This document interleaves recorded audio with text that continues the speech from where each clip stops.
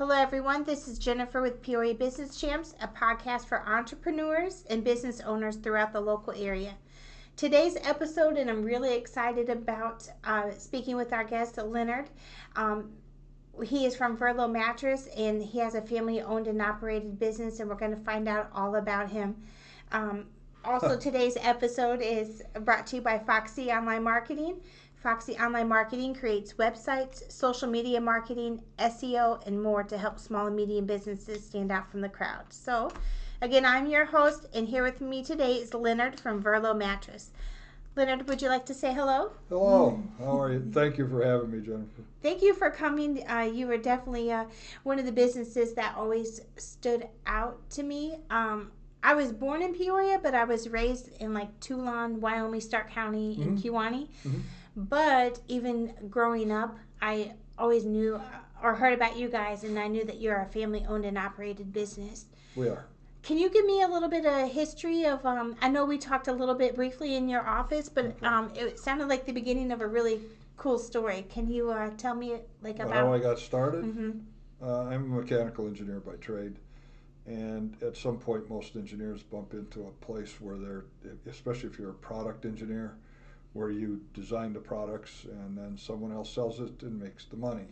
And I hit one of those places, and I felt it was time for me to move on and do something different. And happened to buy a mattress. My daughter was 2, crawling in bed, and we need to go from a queen to a king. And I just stopped in at a Verlo Mattress in Crystal Lake and asked the guy who they were. And then he told me. I went home, I thought about it, and said, I understand springs, but I'm not real good on hamburgers. So I thought this might be a business, and that's how it started. Just so happened Verlo had, at the time, they just started their franchising, and they had stores in the Chicago area and Wisconsin. They had opened one in St. Louis, and they had nothing in between. So Peoria was a perfect fit. So. And then you decided to move your family to the Peoria area? Yeah, I did. I'm from this area, and okay. I live just a little bit north of Peoria. It's where I was born and raised, and it was time to come home. Yeah. And my father had passed, and my mother was ill, and sorry to hear that. It was time to be home. Yeah. I love Peoria. I love the diversity. I love the history. It's like a perfect size city. It really is. It really is. Really nice town.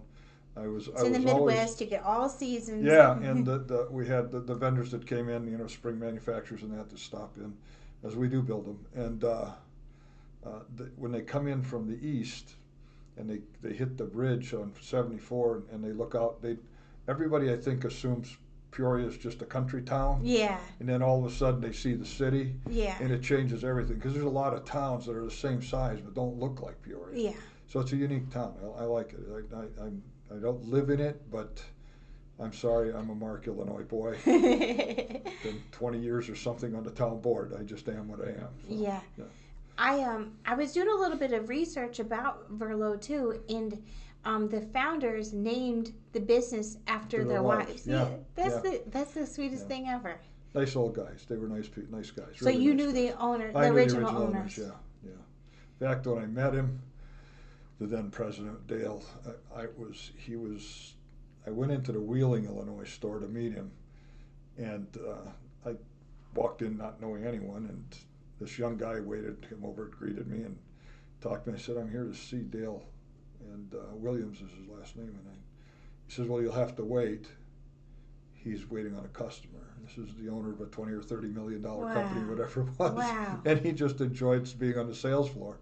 And he really nice man, really nice guys. Both of them were. Has he passed, or is he still They're with gone. us? They're all gone. Did he work right up until...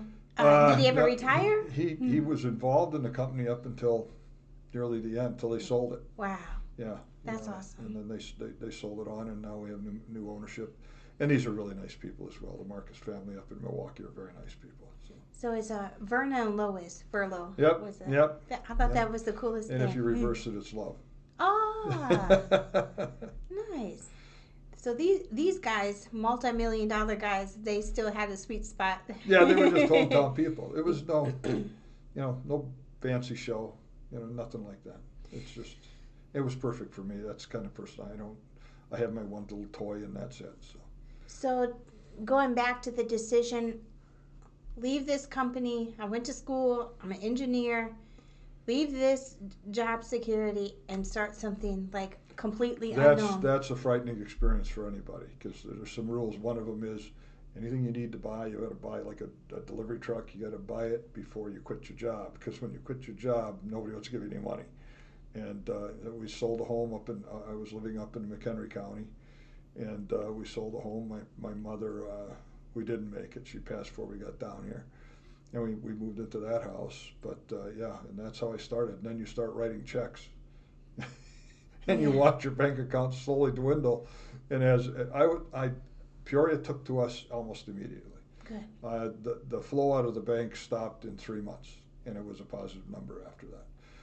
They just must have liked the whole idea of them being made right here in town, and it just took to us. Yeah.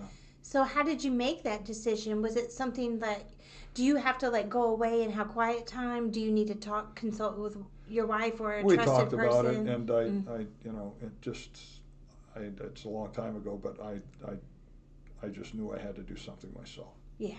It was time to step out and do my own thing. What advice would you give to someone who is thinking about venturing out on their own and starting their own business? 32 years ago, it was easier. 33 years ago, it was easier than it is now. I wouldn't know what to tell somebody, especially today. The economy is really different than it was. It's a hard decision. Don't expect to make any money for at least 3 years. So you have to learn to sustain yourself for 3 years.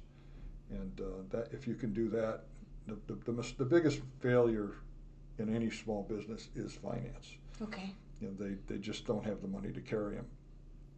So that's the biggest thing. Make sure you have the funds to carry, otherwise you've wasted your money. So, yeah. So find some cash flow. You got to have the cash flow. If you make sure you have your bank accounts, and that you have an avenue for funding if something goes bad. And every business goes through it. I went through it 20-some years ago as well myself, where I had to make a decision: do I want to keep this going or not? It was a bad time, and was that the 08, 09 housing? Yeah, and I just went through some thinking, and I said, what's the advantage here that I have over everybody else? And I found out what it was. Changed everything in 2 weeks. So, wow. Yeah, and now here we are, and my son-in-law taking it over. He's very nice. I met him when I came into the store. He's a very bright kid. Yeah. Very bright kid. Hard worker, bright guy. He's got his degree in business, so so does my daughter. So a lot of education on that side. And he graduated from Monmouth. Kristen graduated from Bradley, both with business degree, Bachelor of Science in Business, and she's an HR manager for Dick Blick or Blick Art Supply. Oh, cool. Yeah. When I came into the store, he was on the floor under a bed. It's we're literally, I'm a mechanical kind of guy. Yeah. So, and I just has always been that way. I'm home at that. It's and nothing to Nick just. is the same way. He's not afraid to get out and do it. Then he was down in Mason City helping a guy that had a problem with an electric bed yesterday. Put some new parts on it. They don't mind doing it, and I don't either. That's a touch you don't get anywhere else. You get a salesman on a showroom floor. Yeah, big box. That's the end of the relationship, and not with Verlo. It goes on for decades. So.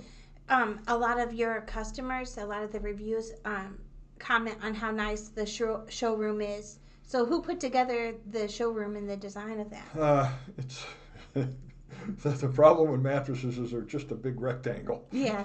There's not a lot you can do with it. I'm not as far along as the actual franchise has designed this thing to be. I don't know if we'll ever get to that level, but it's just a mattress retail showroom. We try to keep the factory in view and the door open so you can go back there.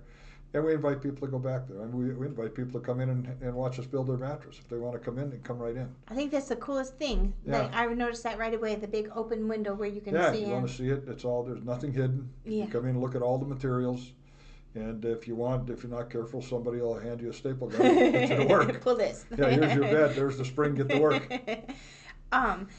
When it comes to the mattresses, you build them one at a time. Is that right? Yep. They're all handmade. They're all handmade. They're made the day before.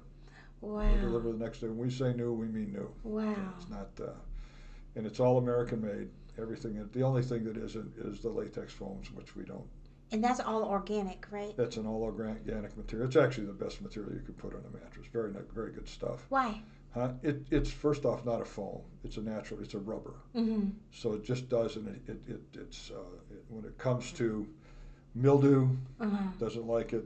Dust mites don't like it. Okay. None of these things like it. It's a natural material. You do have some folks that have some allergy problems with it.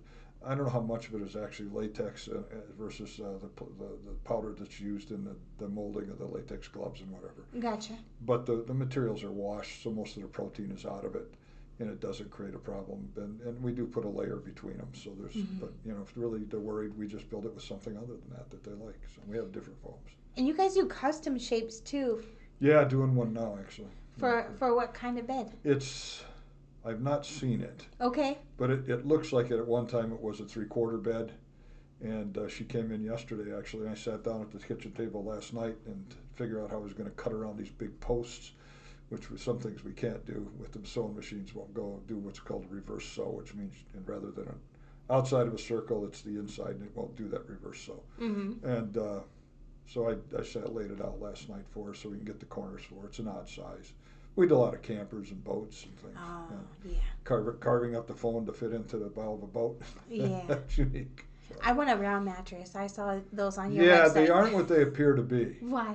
Well, you can get an 8-foot round one, but you got to remember it's only 8 foot right at the center of the diameter. Oh, okay. And as you move away off center, it shortens up really quick. So it's easy to fall off. Yeah, it looks big, but it's not. They really aren't. The fanciest one I saw, and I keep thinking she was from Galesburg, an elderly lady that came in, and her husband had put it on a hydraulic thing where it actually go under a floor or something. I never saw where it was. Fancy. But it would lift up, and it had a swivel on it, so she could stand in one place and make the bed. She didn't have to walk around the bed. She could just spin the bed and make the bed. We've made a few of them, not many, maybe 2 or 3 over the decades, but it's not what you think. Is that the craziest bed you've ever made? It could be, actually. I made some really weird ones, but that's one. Yeah. What's another weird one? Well, the boats are the weird ones, where you've got to Okay. carve. You actually literally have to carve them to make them fit. Those are the ones that are really weird. Mm-hmm. And people have all kinds of things they want with them. So. One thing that's interesting to me is like you have the engineer, very practical, very logical side of you, but the vibe and the approach to your customers is very warming and welcoming. Mm-hmm. So how do you set that tone? You just the guys do. You pick the right guy that has that kind of a personality, and then you teach them to be a builder first. The guy you're talking to on the sales floor is the guy that's going to build your bed. Wow. And we call them CatDog's. Oh yeah, and, I remember that cartoon. So a person you're talking to, he's not giving you a sales pitch that he picked up off of watching a video of some sort. He's the guy that may have a Band-Aid on his finger because he got a little too close with the staple gun. It's that kind of guy. And they're young people, and they want to do it. It's a unique kind of sales. Wow. Where you really are personal with. The relationship with the customer starts immediately and carries right through the product. That's amazing. And into the home in some cases. So okay, how do you find cat dogs? Because it's hard enough to find cats and dogs. You train them. I don't know. There's no secret to it. Yeah. You just find them, and they're nice kids usually. Yeah. Is that model a franchise model, or something that you do when you hire people? No, they're all you can go into any Verlo, you'll find a similar thing. I can't speak for them all. But, yeah. But for most of them, it's all the same. That's it's a unique. It's actually one of the most popular franchises in the country right now. It's growing like crazy, and it's. A unique franchise, I find, more than the other. They're more practical than business. The owners are. Okay. You don't, you get into some businesses because you're a businessman, you want to expand your business or do a business. Yeah. But they're mostly business people. But the guys that are in this organization are way different. They're usually guys that good with their hands, understand mechanics, and aren't afraid of a sewing machine. That's the hardest part, not the sales floor. Yeah. It's a sewing machine. The sewing machine travels and it pushes you. It's running into you all the time. Wow. And you got needles running around. And some of the kids, we have a young man right now, he's still a little timid about it. Yeah. But I require everybody to do it. I love that. If you're in the store, if you're going to be a salesman, you should know what we're all about. Yeah. Yeah, they got another way around it. They come in and build. And even when I don't have them anymore, I just it's more than I want to do now. But I think Nick's going to expand it. But when I had the stores, even the girls that were sales staff in the satellite stores, I made them come in for 2 weeks and build mattresses. Yeah. Everybody knew how to build. It was awesome. Just part of the deal. So I love that. Yeah, it's unique. I enjoy it, and I think all the employees. I haven't had but a couple over the last 30 years that have left me and not wanted to come back. I think if everybody knows what everyone else in this department goes through, I think it helps them understand better why this is important, why I need this, how my job is. Because everybody thinks, oh, that department, all they do is da da da. I don't have that. When you go to, I'm a car guy, but if you go into a dealership, you've got the sales staff, the mechanics, and the inventory, whatever, and they never mix. Yeah. Well, we don't have that. And another thing that happens with that, Leonard, is stuff gets dropped. Like a customer might tell the salesperson, well, I really want it for this, and then that doesn't get back to the people making it. It happens once in a while with us too, where somebody forgot to put something down. But I bet the percent is very low because, really low. Like you said, the person that you meet at the door is the one building your mattress. I love that. Yeah, it's different. Yeah, and it gives us a flexibility that no one else has. I mean, you can buy a mattress pretty much anywhere in town now, and even the department stores and the lumber yards are selling mattresses. Mm-hmm. But they can't do what we can do. We have all the equipment to build them and fix them and do whatever we have to do. So we offer services nobody can offer. And you guys do delivery? We do delivery, and we have the lifetime comfort guarantee on most of our product with the first year free. So. Lifetime? Yeah, anytime. Is that? It doesn't sound important, but I've had motorcycle accidents, car accidents, illnesses, all sorts of things. Other than the fact that the bed was just built, they chose the wrong one and made one a little bit too hard. Mm-hmm. But it come in as many as 10 years, 15 years later, and say, "Hey, Len, can you do something about it?" And they don't have to buy a new one. We'll help you out. Really? Oh yeah. I had a lady. She bought hers from me in '93. This goes back a few years. just no more than 2 or 3, and I said, I wouldn't. The warranties were gone at the time, and we didn't have the lifetime then. And I said I wouldn't spend the money. I said, it's not a lot. It's $160 now. Mm-hmm. If you want something done on it that needs to be repaired, the comfort we'll fix, but the rest of it we won't. But and she did, and I told her. She says, Len, I don't have the money right now. So that's fine. We'll bring it in. That's the end of it. Yeah. The worst one I had was a lady bought one of my more expensive mattresses and had it 1 week and called me hysterical on the phone. Oh no! And they had a baby that did a number 2, and it got on the bed, and she thought she'd ruined this 1 week old, over $2,000 bed. And I told her no. I said, I can't tell you how much because I don't know how deep it's been, but it won't be anything like that. And I charged her, I think it was $220 to rebuild that part of her bed. Wow. Yeah. Kids tear up beds. They tear up everything. They do. They all do. Yeah, mine did too. Yeah. I told her to build it when she came to me for a queen when she was like 12 years old. Aww. I said, you wanted to come down to the store and build it yourself. and I made her do it. Your daughter? Yeah, I made her build it herself. You gotta learn. Yeah, when she was 5, I'd bring her down on Sundays and pay her $1 to sweep the factories, and she'd walk away. So she learned she's part of the business. Yeah. A lot of the businesses that are family owned and operated that I talk to, they always have those unique stories that tie in with their family. I think that's awesome thing. It is. And now the granddaughter, if you saw in The Office, the big boss. Oh, she's the boss? The big boss was 18 months older. I took the picture. So, besides Nick, is there anyone else in the family that works in this store? No. Okay. No. I have one child, and so I have one son-in-law. Okay. So you're waiting on the grandkids to come in? The grandkid, but she turns 2 next month. So. You got a little bit of time. Actually, she turns 2 this month. It's March. March what? 18th. My son will be 6 on the 17th. Wow, cool. Yeah. She turns 2. Oh, he'll be, 6. So we were testing the mic, and he was singing Ninja Kids. And then me and my production assistant got it stuck in our head for the first probably hour of the day. But it works. That's good. So what is your management style? What's your approach when, you have how many employees? We have 5 employees. Okay. And I'm pretty easy with the guys. We buy lunch a lot. And it's a nice relationship, and but I do have my Italian side where I can be brought up, and you don't want to be on that side of me. Yeah. Not a good place to be. Mm-hmm. So, but other than that, I it's only ever had to terminate a couple of guys over the last 30 years. Most of them they move on, thinking they can do better, and find out they can't. So. Yeah. So how do you So what's your style? Like you say you're laid back and you try to build that family style. We teach them. I'm kind of moving away from that side. It's more Nick than me. Okay. But we just teach them, and it's all done real easy. It's not. There's no pressure.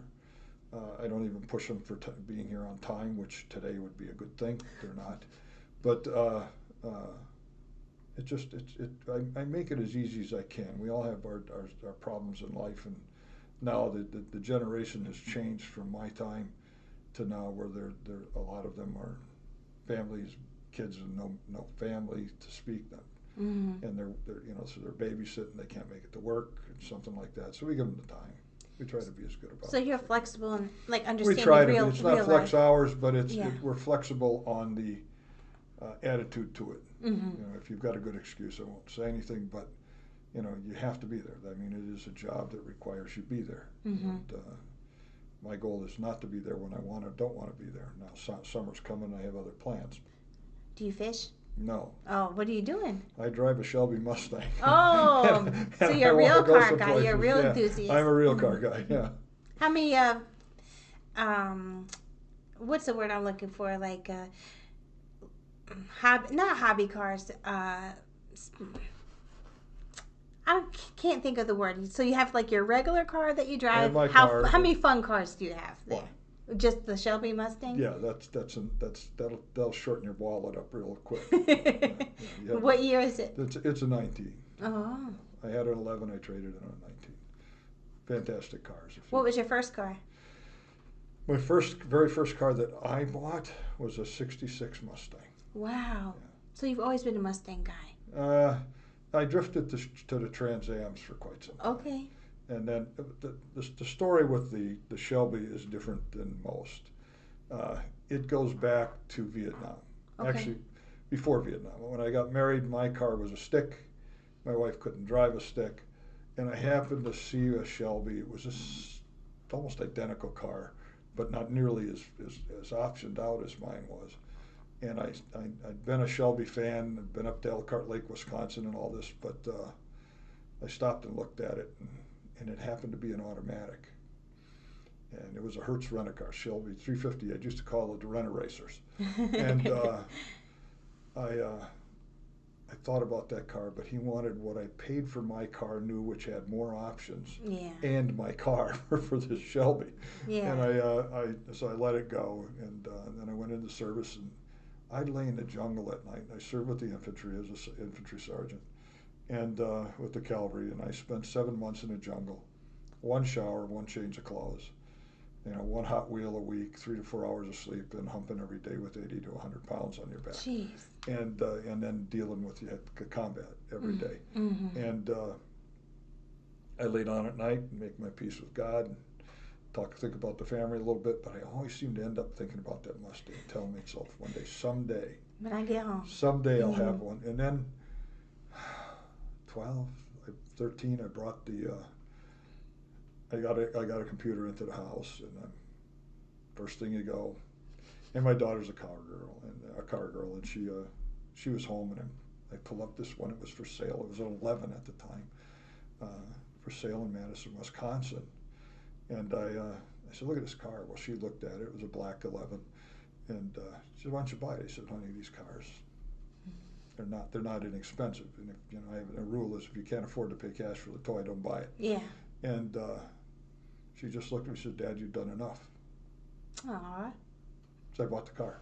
Yeah. And so that's where that comes from. It was just it was a bucket list from Vietnam, and I got it done. Well, thank you for your service. Yeah, thank you. But yeah, and now. Now you got a fun car. I don't know what I'm gonna do with it now. I'm at the age where it's hard to get in and out of the things. Oh, because they sit very low, don't they? Yeah, they do. Mm-hmm. And other than that, that's the only the car gets. I still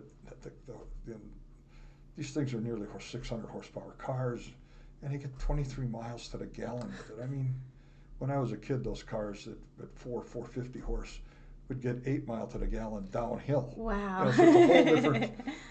You can take them and run them and have fun with them.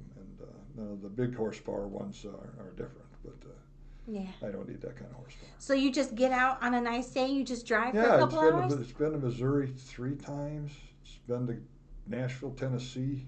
It's been up to Wisconsin a few times. Yeah, So is that something that you do? Because one of the questions I was going to ask you is because when we're business owners, like everything falls on us, all the problems, the responsibilities, and we're taxes. Yeah.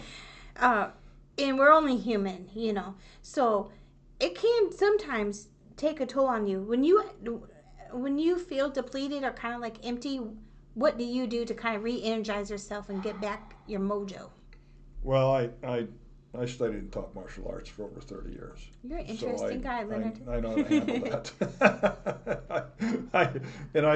I'd go downstairs and beat on a bag, or go to the school and beat on a student, something to get rid of it. But it's just, you get used to it. You've got other problems if you've been in combat that you have to deal with as well, and that's what got me into the martial arts, is dealing with that. Mm-hmm. And I don't know. I just don't have a problem with it. I let it go when I get in the car and go home. Yeah. I don't drive that car down here. It's a once in a while car. But yeah, I do. I don't mind. I don't turn radios on. Really? No. Yeah, I don't. You're just alone in the quiet. Yeah, just in the quiet. I live. It's about an hour north, and I travel up along the river. So that's how I do it. Nice. And with the other car, I put the window down so I can hear the exhaust. But So, what makes you excited to go to work? I enjoy being there. I just do. There's nothing really excited to go to work. I've just done it so long. I just enjoy doing it. I don't have a problem. It's an hour drive every day. I'm okay with it. It doesn't matter. I come 51 miles to get here. Wow. And I enjoy the ride, and I enjoy the customers. It's fun. There are times that it's not. There are employees that give you a hard time or whatever, or something's come up. Some fires. Yeah, it's parts don't come in. Something. Machine breakdown. Yeah, and but you have to have the right temperament and the right personality to be a businessman. If you don't, which is what? What's the right temperament? Control your temper. Because you're going to get mad at employees, you're going to get mad at suppliers, and you're going to get mad at yourself. You make bad decisions, and don't do that. So you have to learn to get through it. Yeah. And I don't know, it's hard to explain because I never really thought about it. It was natural for me. When I was working, I didn't want to be a part of a big company. I wanted to be part of the smaller company, because you're the go-to guy. I was the mechanical guy. There was an electrical engineer. But the mechanical guy, the companies I worked for all designed and built electric motors and gearboxes. Right. But the mechanical guys were the guys that the machine shop would come to, or somebody has a problem. So you were always in that mode of the fix-it guy, the guy with the answers, and I like that. I worked for a year prior to that. In between jobs, the company I was working for at the time was moving to Mexico, and I knew it, so I got out. Better be the first out the door than come out with the crowd. So I went ahead and moved on, but it was just a job as an operator at a plant, and it paid decent, but it was boring. Yeah. It just bored me to be there. They'd give you a tablet and send you out to read meters because to keep you awake at night on the night shift. And I just, that wasn't for me. Yeah. I like the mental challenge. Yeah. So. That's interesting about you, because like I said earlier, most guys that are engineers are very practical. We're a little different. The engineers work on a different frequency than the rest of the world. I don't know. But why. you got a little bit of both. Yeah, well, that's because I've matured over the years. But there was a time, yeah. What? Who would you say is your biggest mentor in life, either personal or professionally, that you looked up to or learned from? My dad and my grandfather mostly. Yeah, they taught me patience and self-discipline. That's a big deal. You want to have that, and those would be my mentors. Yeah. I like that. What do you feel a company must do well in order to be successful? Be patient. It's a patience game, and to be successful, that's a hard question to answer because you could take it to the business. I think you have to be comfortable with yourself making mistakes, because you'll make them. And there's some. To be successful, it's more an inward thing than an outward thing. I think it's more controlling yourself, not being too rash with yourself. You're going to make mistakes. Like I said, there was a time when I was at a point where I didn't know what to do, and I just, rather than giving up, I just sat down and asked myself some questions and came up with an answer. And it was so dramatic that in 2 weeks, the franchisor actually did a focus group down here to see what I'd done, trying to figure out what's going on, because they didn't know. And can you expand on that time a little bit, like the situation? We have the lifetime comfort guarantee. Okay. No one else can do that. Right. And at the time, everybody was offering 30 days. We were offering 60 days, I think. And I sat down and said, what can I do that has a value to the customers that no one else can do? So I just listed everybody. Everybody sold mattresses in town. Mm-hmm. And then I said, okay, who builds their own? And it was myself and 2 others. Mm-hmm. And I said, of those, who builds them right here? And it was me and one other one. It was the Pearson family. And I said, taking that 2 out of 30, what can I do the others can't do that has a value to the customers? And it was a service. I can do things no one else can do other than somebody that builds them. And so I advertised. I changed it to 10 years from 60 days. Wow. Yeah. And I think I went to 6 months, and then I think one of the department stores in the mall went to 6 months, and I said, okay, I'm going to go to 10 years. And it happened so fast, and the change in the performance of the business happened so fast that it shocked the franchise. And they came down to their focus group, and they had ladies in a room, asked a question, and I wasn't there. They didn't even tell me they were in town. Right. And but the way I was told is they asked anybody bought a mattress, and one woman said, yeah. She said, where'd you buy it? She said, Verlo. And they said, why? And the next morning, I usually get in around 8:15. The phone was ringing, and it was the vice president saying, what the hell are you doing down there? And I told them, and I said, it's working. So they adopted it and just kept expanding on it till now. It's, as long as you got your mattress, if you got a problem, we'll fix it. It's only free for the first year, but we'll still fix it. So from the time you implemented that until when did you see the change? Weeks. 2 weeks. Just turned right up. Wow. As soon as we started advertising it turned right up. The problem with mattresses is you make a decision, and they've got all kinds of gimmicks now, these pressure sensors you can lay on. But the fact is, if it isn't right, what are you going to do?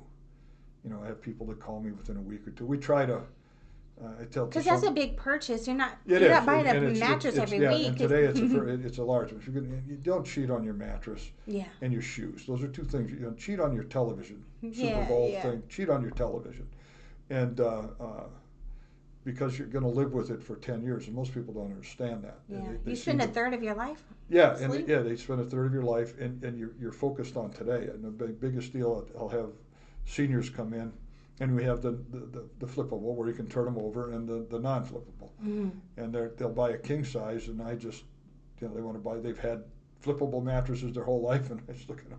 You think you're going to flip this 250 pound mattress in 5 years? Yeah. Well, no, they're not. I said, don't waste your money. Yeah. You know, I'm honest with them. I'm not there to just take all their money I can out of their wallet. And that could be one of the attitudes that are different than others. The salesman wants everything to get his hands on. We don't do that. Yeah. We try to be honest with the customer and say, you know, this isn't right for you. You know, you do it if you want to, but I wouldn't. And it seems to work. You approach sales and business like that, your retention and your repeat business is high. So much worth it. Yeah, it's high. Yeah. Still got to spend the money on advertising, but it's just for new people. Yeah. Well, is there anything we didn't mention that you would like to discuss, Leonard? No, we did good. You did good. Thank you. Did good. Well, this wraps up this episode. I didn't even lose my temper. You didn't. And I didn't call you Leo. No. That wraps up this episode of Peoria Business Champs. A huge thank you to our guest, Leonard from Verlo Mattress. Also, thank you to our listeners. If you haven't yet, please join our Facebook group, Peoria Business Champs, where you can see more behind the scenes of interviews, local events, tips, and more. You can also find us on YouTube. Peoria Business Champs is our channel. Thanks again, everyone, and have a good rest of your day.